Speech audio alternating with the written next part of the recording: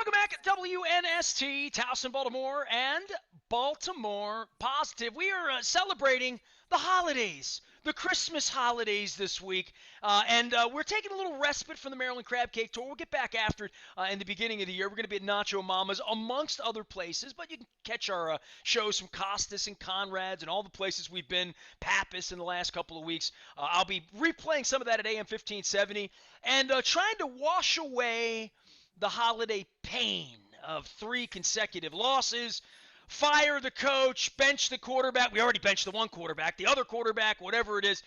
This guy comes at it honest. He is a Ravens fan, but more than that, he has saved my life on more than one occasion this year in regard to my desk and my workspace and the chair that I rarely use but is getting much more comfortable. He is not the reason for my back pain. He is the reason that I have stood back up. David Noel joins us here, and when I ask your last name when I didn't know you, it's Noel, and I actually dated a girl named Noel, and it's Christmas week, so when you have a last name like Noel or Noel, and it can be mispronounced, Christmas is sort of a glorious time, so happy holidays to you. Dave, what's going on, man? How you been? Good morning. Glad to be here. Thanks for the intro. Having a great time and enjoying the holidays and getting ready to wrap up a year and get into another one. But recovering from another tough Sunday. Well, yeah. I mean, we're all sort of licking our purple wounds here at this point and wondering what's going to become of the season and what's going to become of Lamar.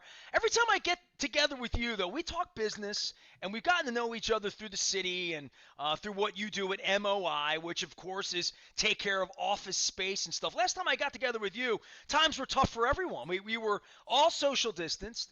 I got a desk from you last winter that I was having back pain. I didn't know it was going to lead to L4 and L5 pain and herniations and spinal needles and all that. And I haven't even gotten together with you socially, not even online to say hello. But you followed my back pain through all of this.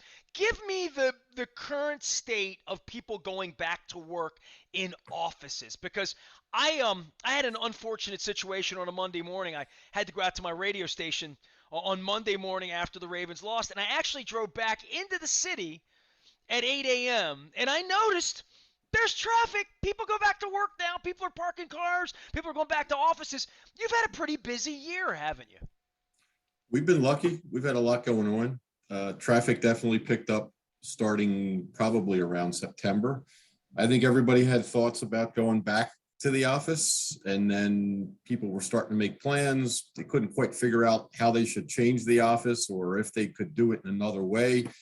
And then all of a sudden, out of nowhere, next bomb drops, and now we have Omicron, and everybody's sitting there kind of putting things on hold and trying to reassess. So I'm not quite sure there's a solid answer while the traffic definitely has increased. I'm in and out of office buildings in 4 cities on a regular basis, and I can tell you there's not much going on inside most buildings on a regular basis. So I'm not quite sure. I think people are out and about, but either they've gotten used to working remotely or they're still trying to deal with exactly what's going to happen with this virus. And it's certainly gotten worse in the last couple of weeks. Well, you're a guy that processes this stuff and one of the deeper thinkers, and you talk to a lot of C-level people and people that run businesses in big spaces at MOI.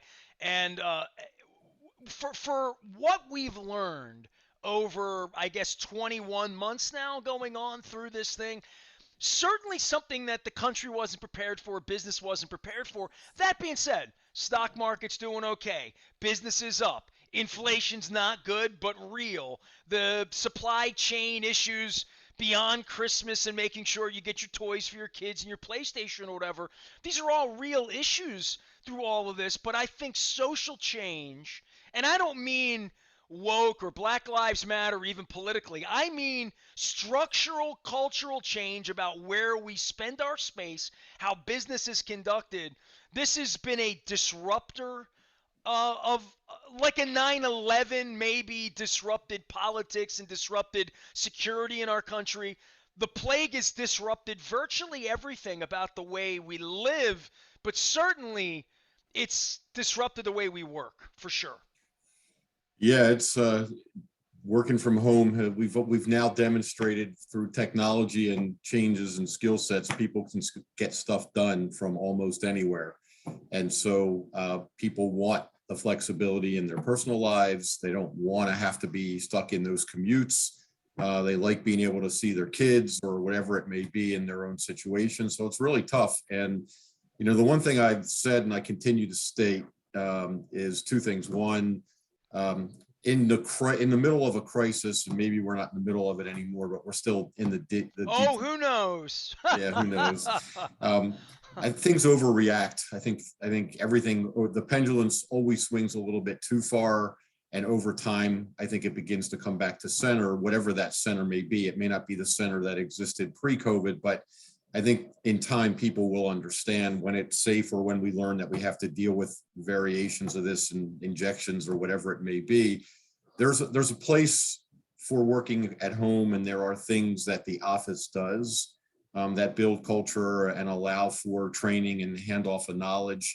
And I think you'll see some changes in design in time, but I think the importance of office and the connection of people is still important to drive business. And it may not be where it was in 2019, but I'm pretty sure, when I get together and I was going to events and, networking and everything else, most people felt like it was great to actually get out. So there's a human connection thing that is missed.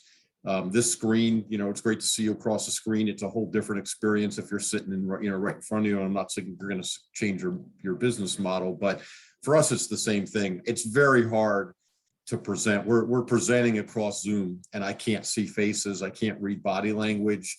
I'm doing, every 6 weeks, a company town hall, and I'm looking into a camera, and I'm trying to gauge if what I'm saying is actually resonating.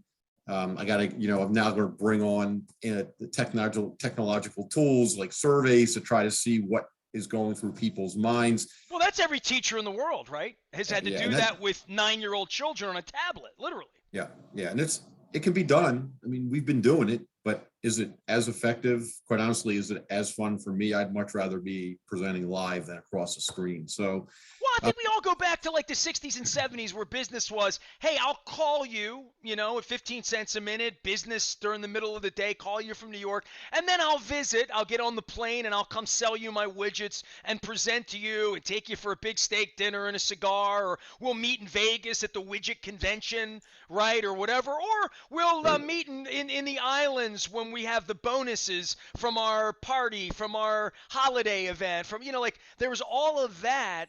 And then fax machines came, and it was like, well, I don't need to mail it anymore. I'll just fax it. And then email came, and, well, I'll just email it.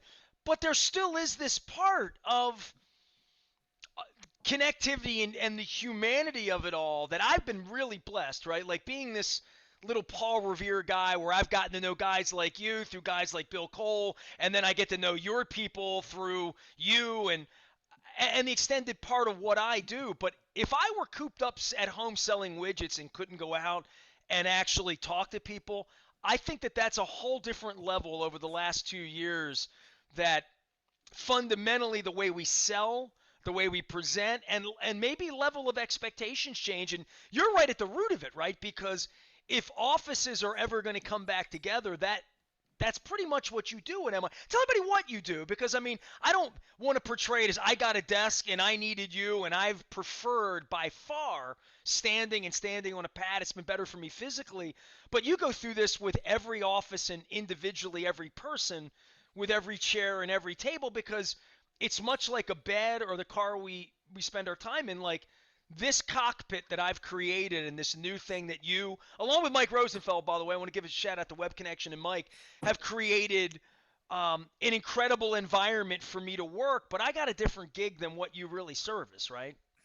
Look, what you have, what we got for you and what we get for our clients are tools to help them do what they do. Every situation, every decision-making team has a different set of goals. And so you ask a lot of questions and you find the right solutions amongst, a tool bag of millions of different kinds of solutions that you have access to. And you put together the things that actually help your clients do what they do best. That's what it's about. So we're a tool in the process, and a lot of options and a lot of creative things we can do to help satisfy different requirements for different clients, whether it be the large offices or down to a home office. We got a lot of tools in the tool chest, but a lot of it comes down to what you individually are looking for, either for your space or for your office, your company's space, what your message is, what you want your culture to be, how you want to get people back to your office, what you need them doing in your office. All those things are part of the process we have to go through. We go through it with a team of professionals, not just MOI, design firms and general contractors and all those folks, to make sure that we can actually do it, well, on budget, on time. Supply chain, interesting challenges these days, probably never, going to take a little while for that to come back. So it's all part of the picture of what we do. We do it all over the Mid-Atlantic. What's the biggest widget missing from your life in regard to supply chain? As I wear my Fadley shirt and ship crab cakes, we had supply chain issues with crab in the summer, right? I mean, like it's everything, but like chips that make stuff from Asia that run things. I mean, there's so many little issues, but I would think for you, products, right? I mean, all sorts of products that are created all around the world that make desks happen and make things work, right? It's 95% of what we sell is actually manufactured in the US. However, parts come from all over the place to do that. And so there isn't one thing. It's little things that prevent the big things from being 100% completed. So it could be hinges for a cabinet that prevent a cabinet from being able to be completed. It could be foam for a chair. It could be fabric for a tack board where someone's literally putting a picture of their family up in their office or whatever it may be. You forget how much ish goes into every little, how to make this shirt, this Fadley shirt I have. You know what I mean? Like what goes into knitting a fabric and humans and machines, and then the transportation part, which I think all of us just sort of forgot. Oh yeah, even Amazon has to get it there to get it here, right?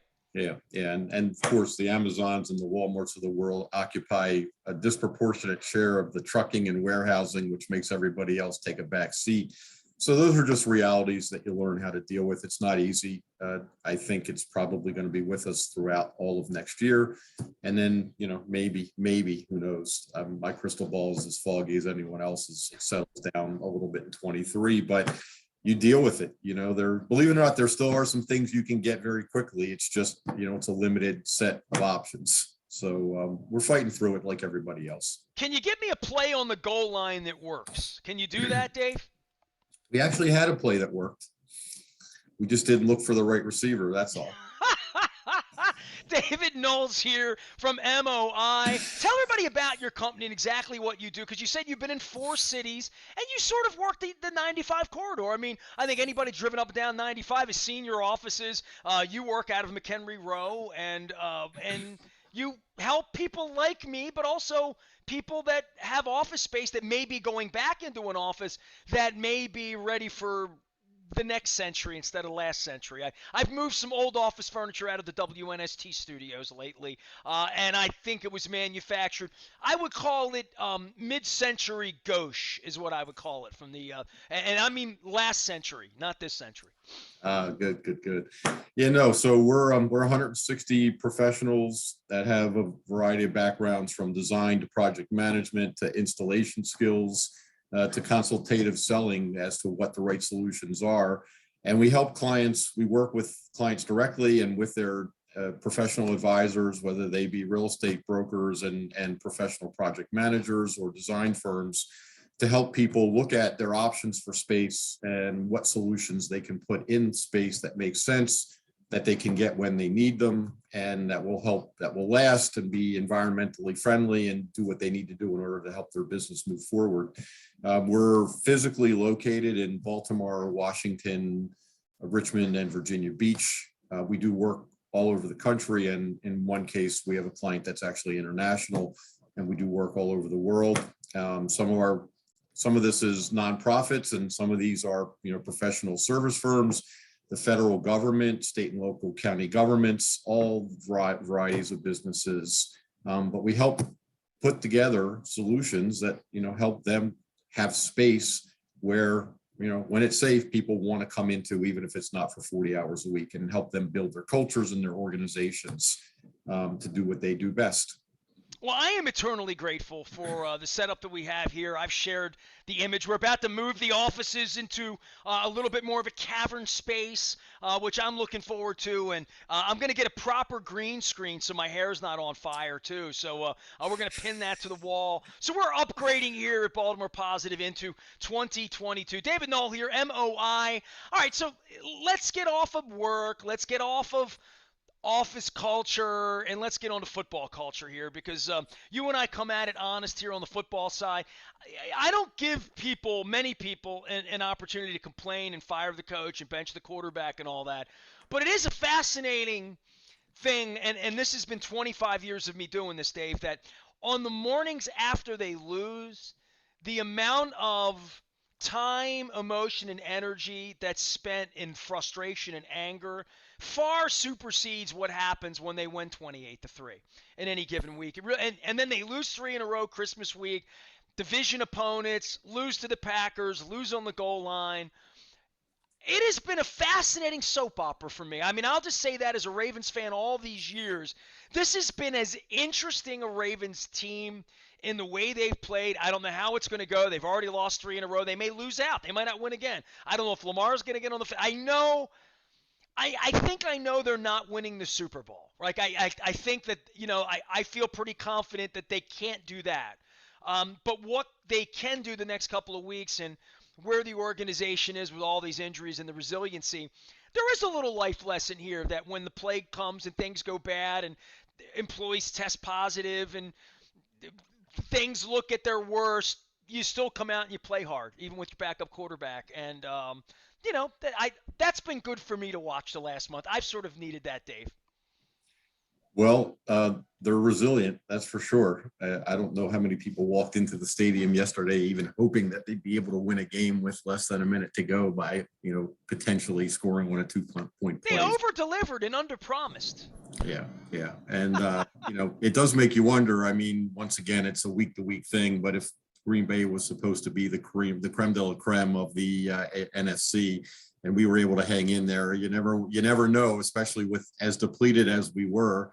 You never know. But Arizona was the creme de la creme, but that was last week. And this week it's yeah, Kansas City, though, right? But 3 weeks ago, not so much. I mean, that's really where it's at. And the COVID thing, I mean, that could pop up at any point. And we got teams playing on Monday nights and Tuesday nights and moving games now.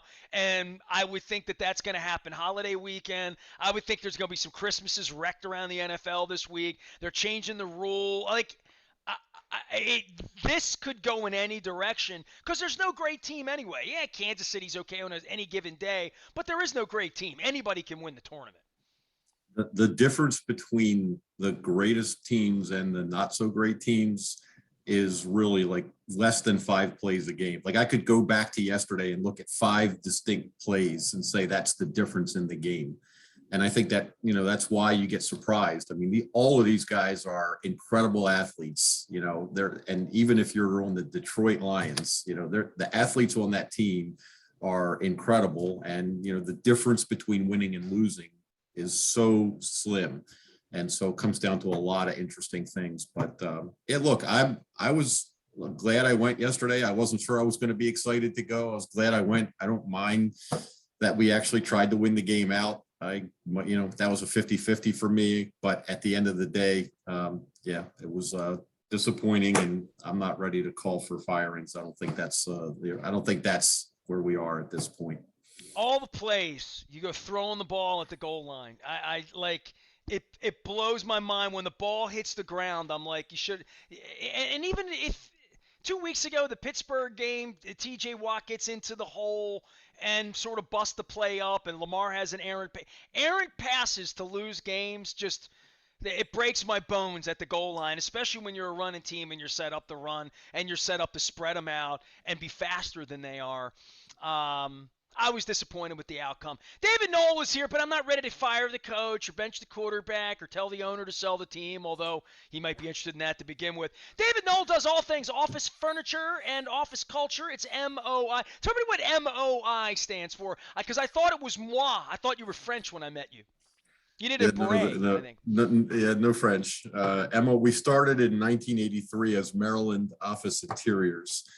as we geographically expanded, it was really tough to run around in Central Virginia as a company called Maryland Office Interiors, because they're all about Virginia Tech and UVA and all the things that go on down in that part of the world. So we decided that it would be better in terms of an expansion strategy. And we had basically assumed the abbreviations for MOI through that to keep the brand, but officially change the name to get the Maryland out, not because we're not from Maryland, but because we're selling all over the No, I'm place. very, very self-centered. Ask anyone. So when I say I work with moi, I mean, it's about me, myself, and moi and my comfort level. So you really did help me. I mean, because it really is personal when you work in, your office space and where you sit and how you sit and where you put your stuff.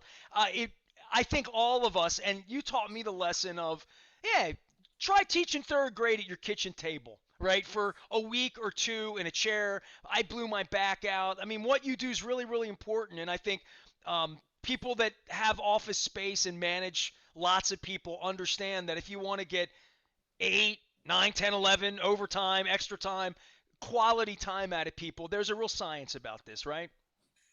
There's a lot to it. You want to make sure your people are comfortable. You want to make sure the tools support what they're trying to do. And and I think employees, especially in a point in time where the talent wars have never been as strong and fighting as for people as hard as it's ever been.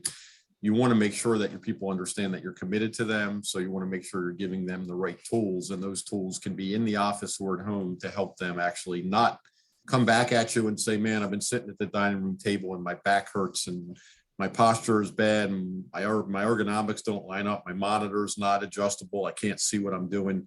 All those things play into it. And at a point in time where, everyone's fighting to keep and attract the talent they need, you better do everything right. It's not one thing. It's not just a check. It's not just benefits. It's everything. It's how you communicate with them. It's how you listen to them. It's the tools that you give them that show them that you're committed to helping them do the best they can for your organization. So there's a lot that goes into that psychology. I knew I was in good hands when I checked into MOI and you guys got me tea before I sat down and tried to figure out how I was going to work all this out. Dave Noel runs around McHenry Row. If you see him up and down 95, MOI is where to do it. Also, Ravens guy, local guy. Crab cake guy. Yeah, you got a crab. I mean, we have not had a crab cake yet, you and I, right?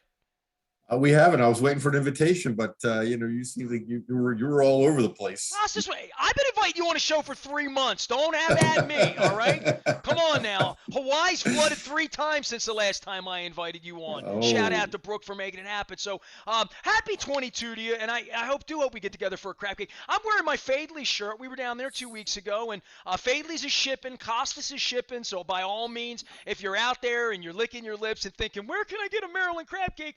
It's a click away for the holidays. Make sure you're taking care of our sponsors, as well as the Maryland Crab Cake Tour, presented by the Maryland Lottery, soon to feature Dave Noel from MOI. I'll get you out. We're going to be at Nacho Mama's to start the year in early January. You know where Canton is. Come on over, man. all right. There you go. All Sounds right. good.